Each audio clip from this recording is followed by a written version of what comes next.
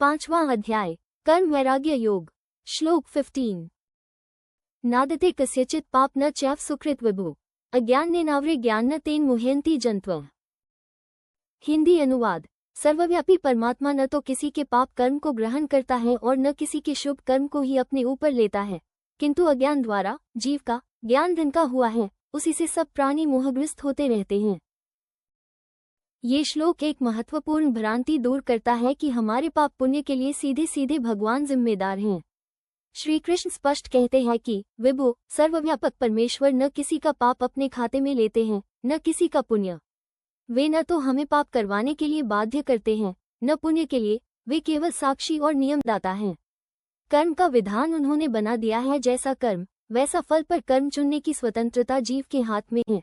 नादते कस्यचित् पाप, इसका अर्थ यह नहीं कि भगवान पाप देखते ही नहीं, बल्कि यह कि वे पाप के भोगी नहीं बनते, न हमारे कर्मफल को अपने ऊपर आरोपित करते हैं। इसी तरह न चैव सुकृत, हमारे पुण्य का श्रेय भी वे अपने खाते में नहीं लेते, पुण्य फल भी हमें ही भोगना पड़ता है। इससे ये सिद्ध होता है कि कर्म और उसके फल की जिम्मेदारी जीव की है, ईश्वर की नहीं। फिर प्रश्न उठता है, यदि भगवान सबके हृदय में हैं, मार्गदर्शक हैं, तो हम गलती क्यों करते हैं? उत्तर है अज्ञानेनावृ ज्ञान न, जीव का स्वाभाविक आत्मज्ञान अज्ञान की परतों से ढंक गया है। जैसे घना बादल सूर्य को छिपा देता है, वैसे ही अविद्या, मैं शरीर हूँ, सुख बाहरी वस्तुओं में है, हमारे भीतर के सच्चित आनंद स्वरूप को ढंक देती है। परिणाम तेन मुह्यन्ति जन्तवः, हम मोह में पड़कर यही समझते हैं कि सुख दुख ऊंच नीच सब किसी बाहरी शक्ति की मनमानी है, जबकि वास्तविक कारण हमारा अपना अज्ञान और उससे प्रेरित कर्म है।